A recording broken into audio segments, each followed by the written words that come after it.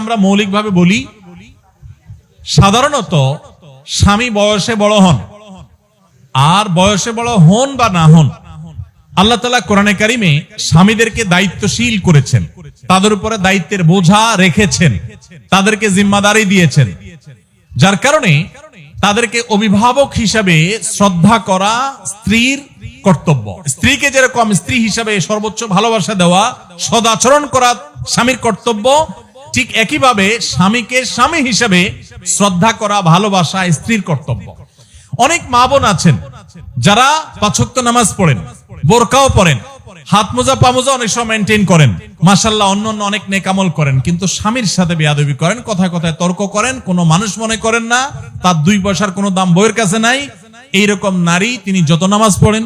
যত রোজা রাখেন, যত তেলাওয়াত করেন, তিনি আল্লাহর কাছে নেককার নারী, আল্লাহর নেককার বান্দি, ভালো